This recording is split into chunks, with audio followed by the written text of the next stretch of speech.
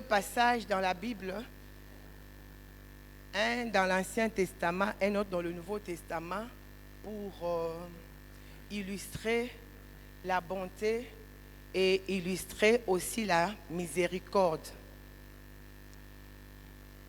Oh, je ne sais pas si je peux lire ça ou bien je veux raconter l'histoire pour que nous puissions gagner le temps. Je peux lire ou raconter pour que nous puissions gagner le temps. Je lirai un tout petit peu seulement. Peut-être à la deuxième histoire, je raconterai. 2 Samuel chapitre 9, versets 1 à 8.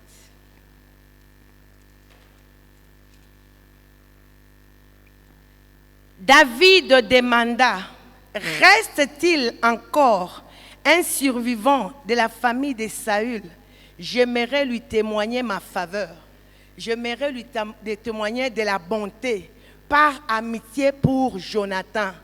Or, il y avait un ancien serviteur de la maison de Saül nommé Thiba. On le fit venir auprès de David. Le roi lui demanda, es-tu bien Thiba?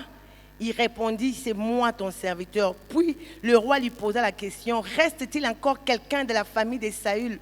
Je voudrais lui témoigner ma faveur, comme je l'ai promis devant Dieu. Thiba lui répondit, il existe encore un fils de Jonathan qui a les 2 jambes estropiées. Où vit-il? Lui demanda le roi Thiba. Répondit, dans la maison de Makir, un fils d'Amiel à Lodébar. Le roi David l'envoya donc chercher à Lodébar dans la maison de Makir. Lorsque Méphibosheth, fils de Jonathan et petit-fils de Saül, fut arrivé chez David, il s'inclina face contre terre et se prosterna devant lui. David l'appela Méphibosheth, c'est bien moi pour te servir. Et David lui dit, n'aie aucune crainte, car je t'assure que je veux te traiter avec faveur par amitié pour ton père Jonathan. De plus, je te rendrai toutes les terres qui appartenaient à ton grand-père Saül. Quant à toi, tu prendras tous tes repas à ma table. Méphibosheth se prosterna de nouveau et dit, qu'est donc ton serviteur pour que tu t'intéresses à lui? Je ne vaux pas plus qu'un chien mort. Amen, amen, amen. Là, nous voyons l'exemple de la bonté. Je veux m'étaler après. Il y a aussi un autre exemple de la miséricorde dans Jean chapitre 8, versets 4 à 11. Là, c'est l'histoire de la femme attrapée en flagrant délit d'adultère. Les Juifs ont amené cette femme devant Jésus, disant à Jésus que la loi dit que si on attrape quelqu'un en flagrant délit d'adultère, la loi a déjà sanctionné cette faute, donc il faudrait qu'elle soit lapidée, elle doit mourir. Elle était déjà censée être condamnée et sanctionnée. Jésus était assis et Jésus a posé la question, c'est lui qui voit que lui n'a jamais commis le péché, qu'il soit le premier à lancer la pierre à cette femme. Et Jésus s'est mis à écrire par terre. Lorsque Jésus s'est relevé, il a réalisé qu'il était seul avec la femme. C'est Jésus seul qui n'a jamais commis de péché. Celui qui a été tenté comme toi et moi, qui n'a jamais commis de péché. Donc, c'est lui qui était en droit de condamner cette femme. Mais quand Jésus s'est relevé, il s'est retrouvé avec cette femme et dit, moi aussi je ne te condamne pas, mais va et ne pêche point. Amen, amen. Là, la miséricorde s'exerce là où il y a la sanction, là où il y a un jugement. C'est là où la miséricorde s'exerce. Nous voyons que cette femme, la loi l'avait déjà condamnée. Donc, à cause de la loi et la faute qu'elle avait commise, elle devait être lapidée et devrait mourir. Mais Dieu, dans son amour, il a ôté cette condamnation, il lui a accordé sa miséricorde. Amen. Dans nos familles, même parfois dans certains quartiers, même dans certains pays, il y a des jugements qui sont sur nous, il y a des sanctions qui sont sur nous, mais parce que nous nous réfugions en Dieu, comme nous avons lu dans le livre de Psaume 31, verset 20, que ceux qui vénèrent le Seigneur, ceux qui s'abritent en lui. Ce sont ceux-là qui peuvent jouir de cette bonté. Donc je comprends qu'il y a des grâces particulières. Bien sûr que le Seigneur fait sortir le soleil sur le juste et sur le méchant à cause de sa bonté, mais il y a d'autres grâces que le Seigneur n'accorde qu'à ceux qui le vénèrent, à ceux qui s'abritent en lui, à ceux qui se réfugient en son nom, à ceux qui gardent la communion avec lui. Là, il y a des particularités de grâce. Voilà pourquoi le Seigneur dit que je mettrai la différence entre ceux qui me servent et ceux qui ne me servent pas. Nous ne devons pas nous contenter du soleil et de la pluie seulement. Il faudrait que nous puissions nous ranger, nous mettre dans la lignée des enfants de Dieu pour que, à part le soleil, nous puissions jouir d'autres bontés, d'autres faveurs de la part de Dieu. Amen, amen. Et nous voyons Méphibosheth, à cause de l'alliance que David avait faite avec Jonathan, son grand-père mort, son père mort. Mais David s'est souvenu de cette alliance. Il a fait chercher Méphibosheth, il a dit, je vais lui faire du bien. Nangina salaye bolamu. Y a-t-il encore dans la famille de Saül un fils parce que je vais lui faire du bien? Et on a trouvé Méphibosheth. Méphibosheth trouvait même qu'il ne méritait pas. Il dit, mais qui suis-je? Moi qui suis un chien, manger à la table du roi. La grâce, la faveur, la bonté, c'est quelque chose d'immérité. On n'a pas mérité ça. Mais le Seigneur nous accorde cela. Mais la grâce qu'on a accordée, la bonté qu'on a accordée à Méphibosheth pour manger à la table du roi, c'était à cause de l'alliance que David a faite avec Jonathan. Et Méphibosheth avait le droit de manger à la table du roi. Aujourd'hui, nous aussi, nous jouissons de cette grâce, de cette faveur, à cause de l'alliance de Golgotha.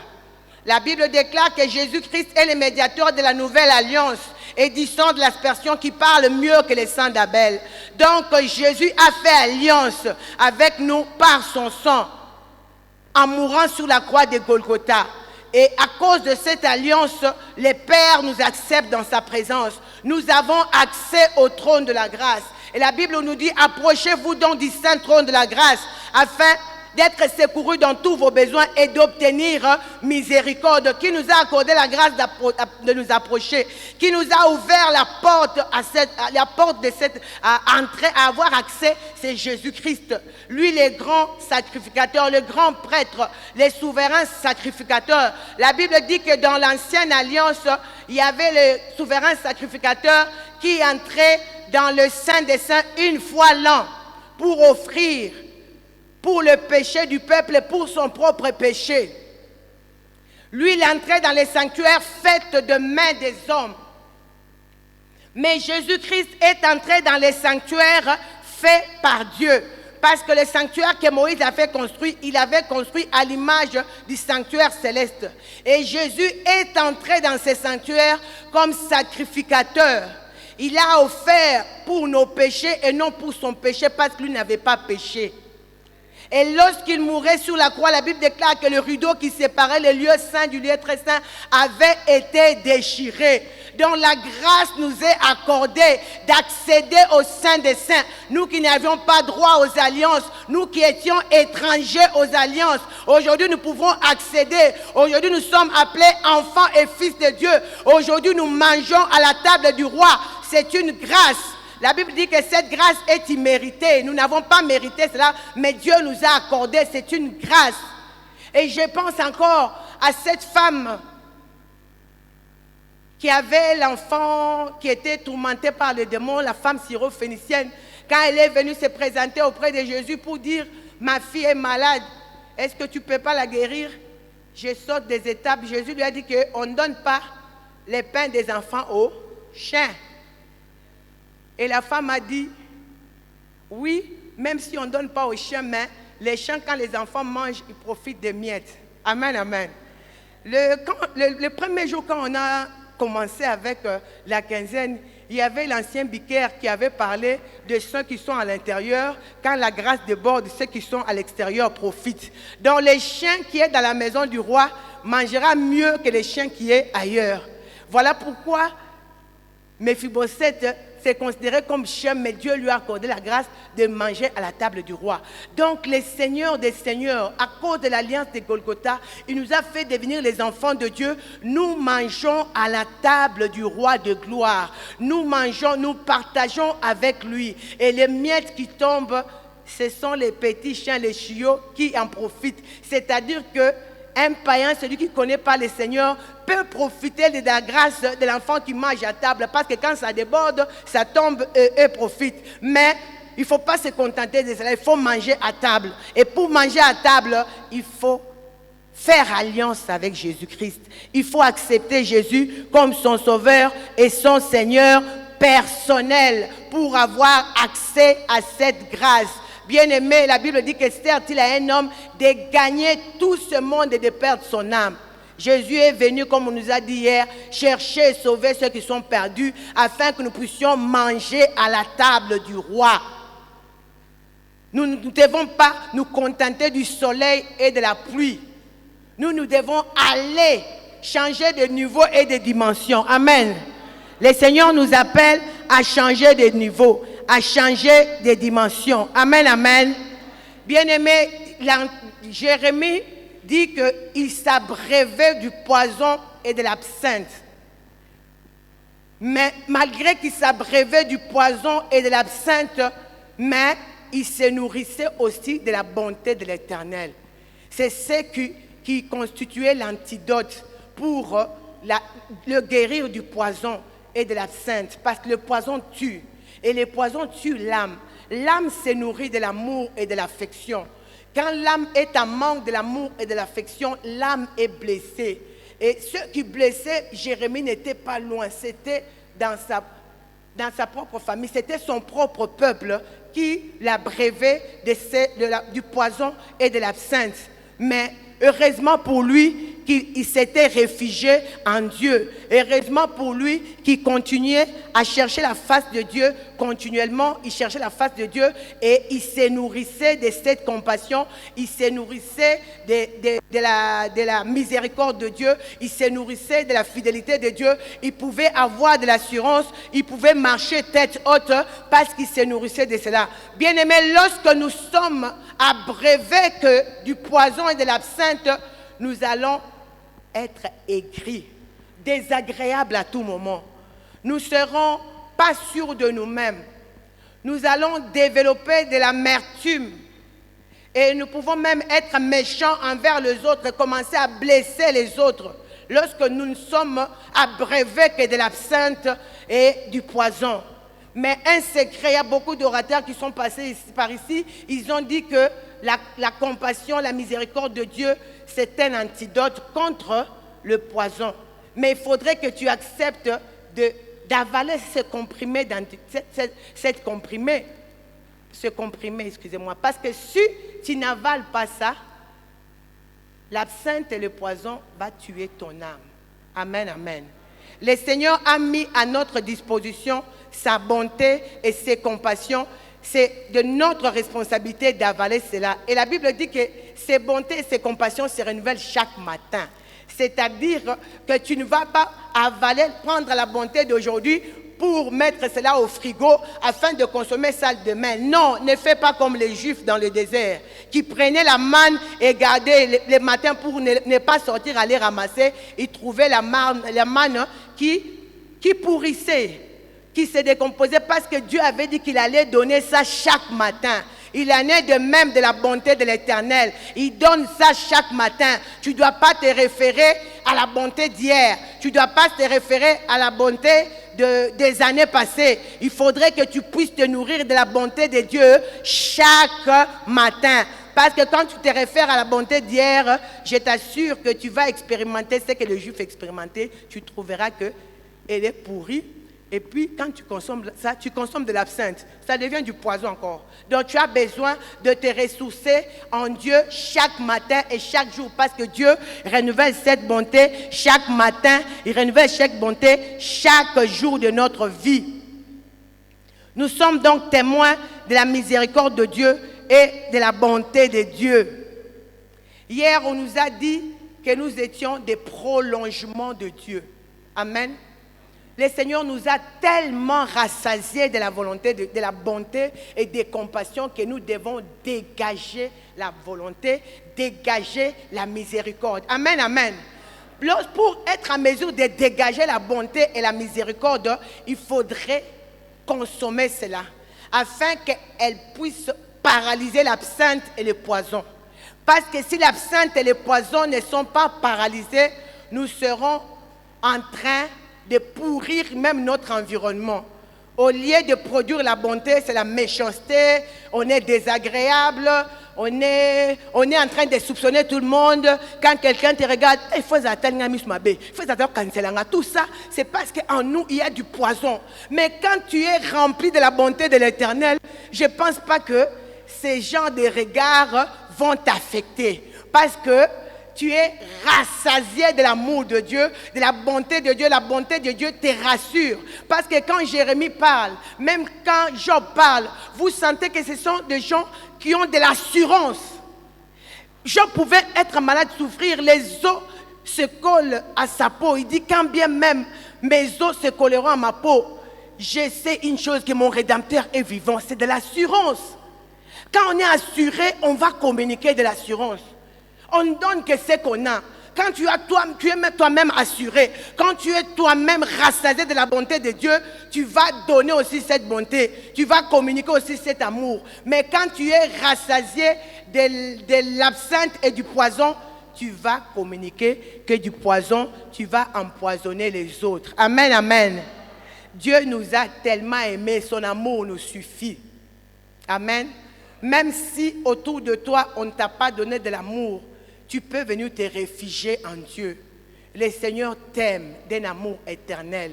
Il dit que tu as du prix à ses yeux. Il dit qu'il ne te confond pas dans la mêlée. Il dit qu'il te suit de son regard et il t'appelle par ton nom. Il dit qu'il a un projet béni pour toi.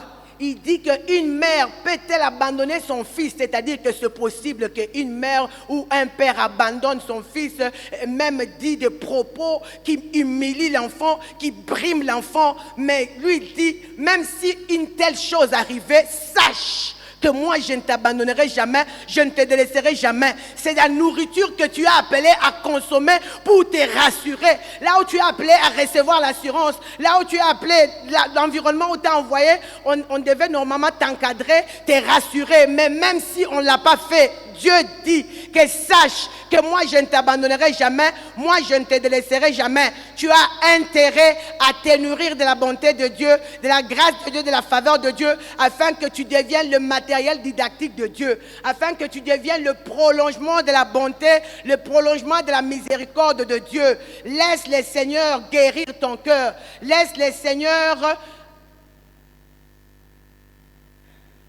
évacuer l'absinthe, évacuer le poison qui est en toi, afin que la grâce, la bonté remplisse ton cœur, pour que tu sois en mesure de dégager cette bonté. Tu sois en mesure de dégager l'odeur de la bonté et l'odeur de la miséricorde. Luc chapitre 6, verset 36 dit, « Soyez donc miséricordieux comme notre Père est miséricordieux. » Amen, amen. Soyez donc miséricordieux comme notre Père est miséricordieux. Quelqu'un a été impoli envers toi, quelqu'un t'a blessé, quelqu'un t'a humilié, quelqu'un t'a calomnié, quelqu'un t'a trahi. Dans ton cœur, tu l'as déjà sanctionné. Il est là. Tu l'as déjà rejeté. Amen, amen. Mais Dieu dit que soyez miséricordieux comme votre Père qui est miséricordieux. Cela ne veut pas dire que tu sois naïf ou bien tu puisses ignorer ce qu'il est. Non, tu sais qu'il est ce qu'il est. Mais parce que toi, tu dois refléter l'image de Dieu, tu dois manifester la miséricorde. Amen, amen. Tu dois manifester la miséricorde parce que ton Père est miséricordieux. Psaume chapitre 112, verset 4b dit, « La lumière s'élève dans les ténèbres pour les hommes droits, pour celui qui est miséricordieux, compatissant et juste, la lumière va s'élever dans ces ténèbres. » Amen, amen. Apprends à exercer la miséricorde. Laisse le Saint-Esprit forger la miséricorde en toi. Laisse le Saint-Esprit travailler en toi pour forger la miséricorde, pour forger la bonté. Au fait, la miséricorde et la bonté, c'est le fruit du Saint-Esprit. Parce que Galates 5 parle du fruit du Saint-Esprit. C'est un seul fruit, mais qui a plusieurs tranches. Et dans ces tranches, on cite la bonté. Amen, amen. On cite la bénignité, on cite la bienveillance. Nous avons un exemple palpable de quelqu'un qui a exercé la bonté, de quelqu'un qui a exercé la miséricorde dans la Bible. Il s'agit de Joseph. Joseph a été trahi par ses frères. Ils l'ont vendu. Et en le vendant, ils lui donnent du poison. On verra ce que tes rêves et tes visions vont devenir. Amen, amen. Vous entendez ce genre de paroles, c'est déjà du poison et de l'absinthe. Donc, on se déplace avec lui, avec du poison dans son cœur. Mais je me dis, mais quand j'observe Joseph dans la maison de Potiphar, il pouvait se révolter contre Dieu. Mais Dieu, toi qui m'as toujours révélé ces choses, des choses, tu pouvais me révéler, me montrer les états d'âme de mes frères pour que je puisse quand même m'éloigner. Mais tu ne l'as pas fait, mais Seigneur. Mais dans la maison de Potiphar, Joseph a continué à craindre Dieu.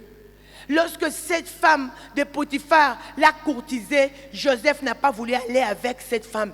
Il a continué à craindre son Dieu, à entretenir la communion avec son Dieu, à entretenir l'intimité avec son Dieu par la crainte de Dieu, par l'obéissance à la parole de Dieu. Et cette femme l'a encore une fois de plus calomnié. Il a encore avalé de l'absinthe. Comme si ça ne suffisait pas, il avait avalé le poison de ses frères. Il arrive encore dans la maison de Potiphar. Cette femme calomnie, c'est encore une blessure.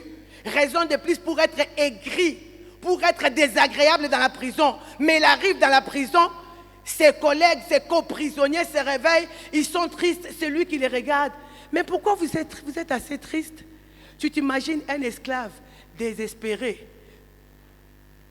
Et dans la prison de Pharaon, parce que Potiphar était serviteur de Pharaon, on l'a mis dans la prison de Pharaon. Tu ne sais pas comment tu vas sortir de là. Mais non, il a la bienveillance. Il produit maintenant, il y a un fruit de l'esprit qui sort, la bienveillance. Il veille sur ses collègues, il voit que, oh, mais le loup, qui n'est pas abonné.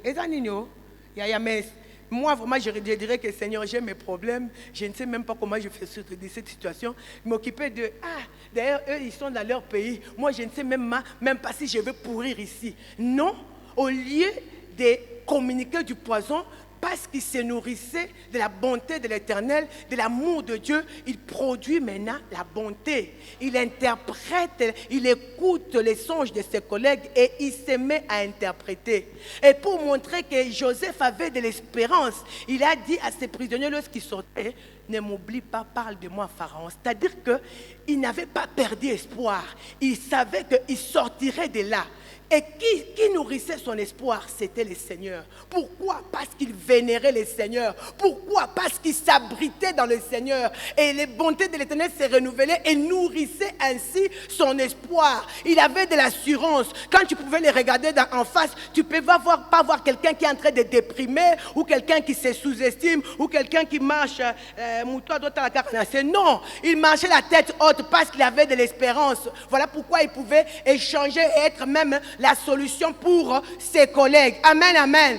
Joseph a usé de la bonté et de la bienveillance. Bien-aimé, laisse que le Saint-Esprit de Dieu que nous avons reçu quand nous avons accepté Jésus comme notre Sauveur et notre Seigneur, travailler la bienveillance, travailler la bonté en nous, travailler la bénignité en nous, parce que nous sommes le prolongement de Christ. C'est au travers de nous qu'on va voir Christ. C'est au travers de nous qu'on va toucher Jésus-Christ. Amen, amen. Les frères de Joseph sont venus en Égypte à cause de la famine. Ils sont en position de faiblesse. Les gens, il y a un adage qui dit que la vengeance, c'est un plat qui se mange froid. Donc, il avait vraiment l'occasion en or pour se venger, parce que c'était vraiment un plat qui devait se manger vraiment très très bien. Plat vraiment parce qu'il ne les connaissait pas. Il pouvait vraiment les torturer et même commencer à les persécuter. Mais lorsqu'il voit ses frères, lui a reconnu ses frères, raison de plus pour les torturer. Mais non, parce qu'il était en connexion avec son Seigneur, il a même compris pourquoi Dieu l'avait envoyé en Égypte pour qu'il précède ses frères. C'était pour que les préparer à ce que ses frères ne puissent pas mourir de faim. Voilà pourquoi Paul vient dire que toutes choses concourent au bien de ceux qui aiment Dieu et qui sont appelés selon ses desseins. Bien-aimés, les souffrances, parfois les épreuves, même les trahisons, Dieu va travailler avec ça pour nous amener dans la voie de notre destinée. Mais il faudrait que nous puissions aimer les Seigneurs, parce qu'il dit que toutes choses concourent au bien de ceux qui aiment Dieu et ceux qui sont appelés selon ses desseins. Ceux qui aiment Dieu, je souligne, concourent au bien de ceux qui aiment Dieu, ceux qui s'attachent à Dieu, ceux qui obéissent à Dieu, ceux qui ne trahissent pas la race. Toute chose va concourir pour leur bien. Pour ceux-là qui se soumettent à la parole de Dieu, toute chose va concourir. Ce n'est pas pour ceux qui trahissent. Excusez-moi, je ne vais pas contredire la parole. La parole de Dieu dit que toute chose concourt au bien de ceux qui aiment Dieu. Si tu te retrouves en prison parce que tu as volé, parce que tu as tué, tu ne vas pas dire que toute chose se concourt pour ceux qui aiment Dieu. Non, là tu es en train de payer parce que tu as volé. Amen. Mais si tu te retrouves en prison parce que tu as refusé d'aller avec la femme de Potiphar, le Seigneur va faire concourir cela pour ton bien. Amen, amen. Amen, amen. Ne confondons pas les choses. Joseph a usé de la bonté et de la miséricorde envers ses frères. Au lieu que Joseph puisse sanctionner ses frères, Joseph n'a pas tenu compte de cela. Et puis Joseph a usé de la bonté envers ses frères. Il leur a donné de la nourriture. Il a demandé à Pharaon, il a même dit à Pharaon que nous sommes des bergers pour qu'on puisse trouver une cité rien que pour ses frères. Il a mis ses frères en bon état. Il les a mis à l'aise. Si bien que lorsque Jacob était mort, tellement que leur cœur était mauvais, ils pensaient que leur cœur est comme le cœur de Joseph. C'est-à-dire comme papa est mort comme ça, sûrement Joseph va se venger de nous. Ils ont créé une histoire. Papa nous avait dit de son vivant, il avait laissé un testament. Joseph dit non, non, non, non, non, non. Moi, je ne peux pas vous faire ça. Moi, j'ai déjà compris que c'est Dieu qui m'avait envoyé ici. Il vous a utilisé. Moi, je n'ai pas de problème avec vous. Amen, amen. Nous devons élever les niveaux. Jésus dit dans les évangiles que les publicains aussi font du bien à ceux qui leur font du bien. Les publicains aussi saluent seulement ceux qui leur saluent. Là, vous n'avez rien fait. Mais quand tu fais maintenant du bien à celui qui t'a fait du mal, là tu as élevé le niveau. Amen. On est comme une dimension, c'est la dimension que Dieu attend. Et cette dimension-là, il faudrait crucifier le moi. Voilà pourquoi Paul dit dans Galates 2:20, ce n'est plus moi qui vis. Si je vis, ce n'est plus moi qui vis, c'est Christ qui vit en moi. Quand Christ vit en moi, j'ai crucifié mes désirs. J'ai crucifié mon ego. Mon ego voudrait faire sentir à cette personne-là. Mon ego voudrait se venger. Mon ego voudrait qu'il meure de faim. Mais l'esprit dit non, tu ne peux pas le laisser mourir de faim. Il est dans le besoin, tu dois lui donner. Ton ego va dire non, moi quand j'étais affamé, il m'avait laissé. D'ailleurs, une fois, il y avait un transport difficile. Je l'ai arrêté, j'ai dit qu'il puisse m'aider. Il m'a ignoré. Aujourd'hui, moi je suis dans le véhicule, il est à pied, il ose aussi m'arrêter. Je ne le ferai pas, non. Le Seigneur te dit que tu ne dois pas te venger. Amen, amen. Tu dois élever le niveau parce que les païens aussi se vengent. Donc si tu le fais, toi et les païens, il n'y a pas de différence. Nous sommes appelés à user de la bonté, à faire du bien à ceux qui nous font du mal. C'est difficile, mais si nous sommes suffisamment nourris de la bonté de Dieu, voilà pourquoi j'insiste. Si nous sommes suffisamment nourris de la bonté de Dieu, si nous sommes suffisamment nourris de la miséricorde de Dieu, nous allons commencer à dégager cette odeur. Voilà pourquoi nous avons intérêt à nous nourrir. Joseph puisait sa force pour supporter les afflictions en Dieu. La grâce de Dieu, sa bonté était suffisante. Nous aussi, nous devons continuellement chercher la face du Seigneur. Tu l'as cherché hier, tu dois encore le chercher aujourd'hui. Tu as eu la révélation hier. La révélation d'hier n'est pas égale à la révélation d'aujourd'hui. Tu dois continuellement à chercher le Seigneur pour qu'il puisse renouveler tes forces. Amen, amen. Et lorsque tu es dans les difficultés, lorsque tu es rejeté, n'oublie pas de compter les bienfaits de Dieu. N'oublie pas de compter les bienfaits de Dieu et n'oublie pas de garder jalousement ta communion avec le Seigneur. Parce que c'est cette communion qui va t'accorder la grâce de supporter pendant le moment difficile. Et c'est cette communion qui va te guérir de l'amertume. C'est cette communion qui va faire que tu ne puisses pas déprimer. Et c'est cette communion qui va faire que tu puisses communiquer la bonté envers tes frères. Amen, amen. Notre Dieu nous aime beaucoup. Et il nous a donné une mission comme le Père m'a envoyé. Moi aussi, je vous envoie. Nous devons prolonger la miséricorde. Nous devons prolonger la bonté. On nous a suffisamment nourris de la bonté de Dieu envers nous. Nous avons reçu ça. Nous devons aussi communiquer cela à d'autres personnes. Paul dit dans Romains 8, chapitre 38 à 39, il dit « Car j'ai l'assurance que ni la mort, ni la vie, ni les anges, ni les dominations, ni les choses présentes, ni les choses à venir, ni les puissances, ni la hauteur, ni la profondeur, ni aucune autre créature ne pourra nous séparer de l'amour de Dieu manifesté en Jésus. » C'est encore une fois de plus une déclaration d'assurance. Paul est assuré que même si je passe des moments de douleur profonde, je sais que rien ne va me séparer de l'amour que Dieu a manifesté pour moi à travers Jésus-Christ. Nous avons vu un autre exemple de quelqu'un que Dieu a utilisé comme matériel didactique. Là, c'est de la fermeté et la communion en Dieu. Il a cru en la bonté de l'Éternel. Il a cru en la miséricorde de Dieu. Alors que la sanction était déjà tombée. Le roi avait dit que celui qui ne va pas s'agenouiller devant sa statue devait être condamné. Amen. Et d'abord, pour Daniel, il y avait une loi, un décret qui avait dit qu'on ne devait pas prier d'autres dieux en dehors du roi. Et Daniel, lui, matin, midi, soir, il continuait à prier comme il le faisait. Et la sanction était tombée. On a sanctionné Daniel. On l'a jeté où? Dans la fosse aux lions. Mais on a oublié qu'il y a un juge suprême.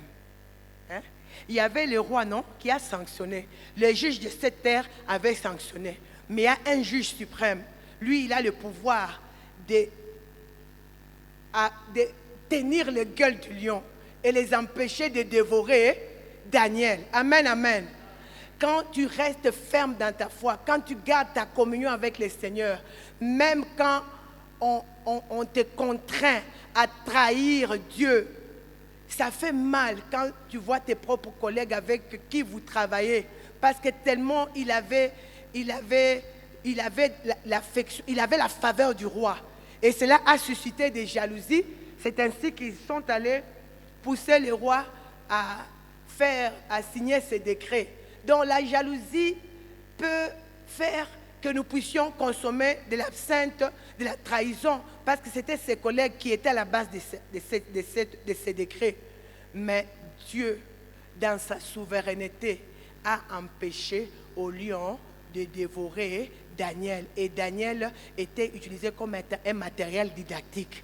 À cause de ce que le Dieu de Daniel a fait, le roi païen a reconnu que le Dieu de Daniel, celui, le maître de temps et de circonstances, celui, le véritable Dieu, alors que c'était un roi païen qui est idolâtre. Il fallait que Daniel passe par cette absinthe pour que ce roi voie Dieu. Amen, amen.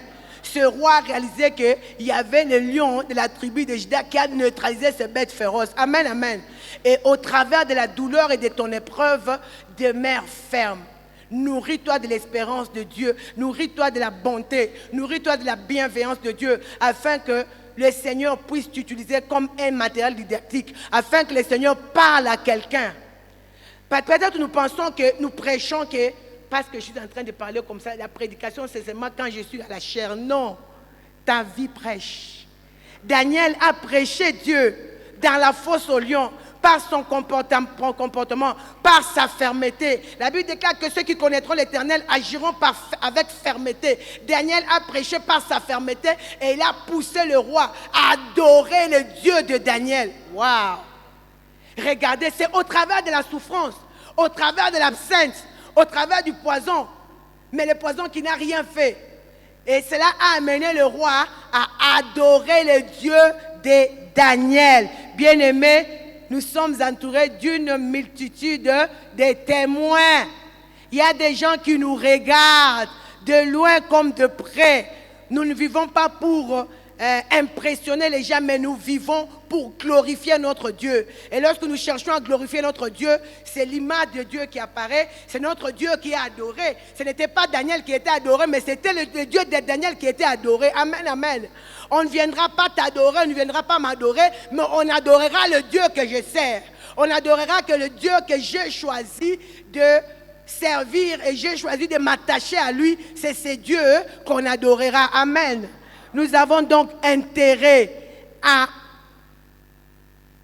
dégager la bonté, dégage la miséricorde, laisse Dieu produire cela en toi.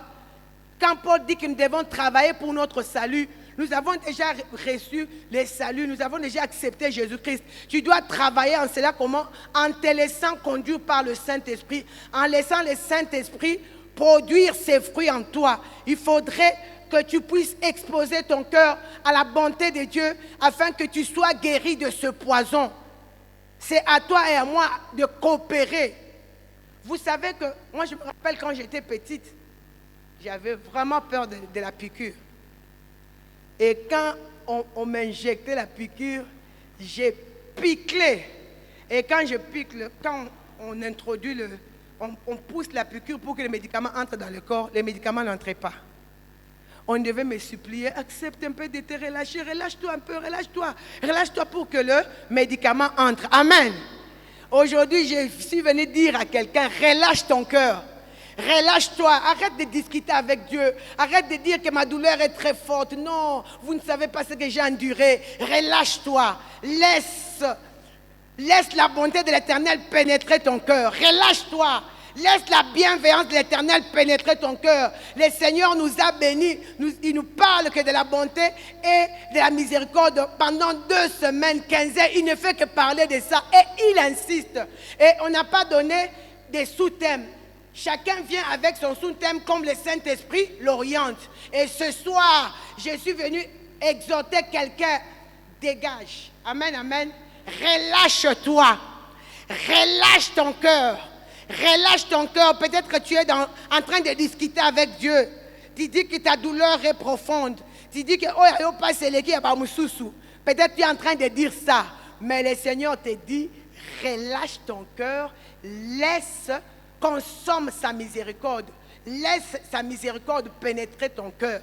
Laisse sa bonté pénétrer ton cœur. C'est alors seulement que ton cœur sera guéri de la dépression, de l'aigreur, de l'amertume. Tu seras plus désagréable. Tu ne marcheras pas la tête courbée. Tu auras de l'assurance. Quand bien même tu rencontreras des problèmes, même quand je m'approcherai de toi, je constaterai que tu passes par des moments de preuve, mais tu es confiant. Amen. Tu as confiance en l'Éternel. Tu parles avec assurance. Je serai en contact avec toi, comme je serai en contact avec Job. Je vois qu'il a vraiment maigri. Sa peau est collée à ses os. Mais quand j'écoute Job parler, oh, mais je suis encouragé. Oh, mais je pensais que comme je suis allé le voir comme ça, il va me communiquer la tristesse. Mais quand je veux le voir, au lieu qu'il me communique la tristesse, il me communique la foi. Il me communique de l'assurance. Lui qui est malade. Moi, je suis déjà allé voir des malades comme ça. Vous êtes triste dans vos regards, vous les regardez avec tristesse. Lui vous dit, pourquoi vous me regardez comme ça? moi je sais une chose, que mon Dieu est vivant. Amen, amen. Amen, amen. Pourquoi ils se nourrissent de la bienveillance, ils se nourrissent de la miséricorde de Dieu et c'est ce qui nourrit leur espérance. Bien-aimé, ne te sous-estime pas. Ne te laisse pas brimer. Parle comme David. David dit, moi je me dis pourquoi David a fait cette déclaration dans Psaume 139, 14. Il dit, je te loue dès que je suis une créature si merveilleuse. Tes œuvres sont admirables et mon âme le reconnaît. Peut-être au colonna complexe, au colonna complexe, regarde-toi dans le miroir, dis Seigneur, je te loue, dès que je suis une créature merveilleuse. Tes œuvres sont admirables et mon âme le reconnaît. Enlève ces complexes-là. Il y a d'autres gens, j'ai écouté le pasteur Marcelo qui disait qu'il a tellement grandi avec le complexe.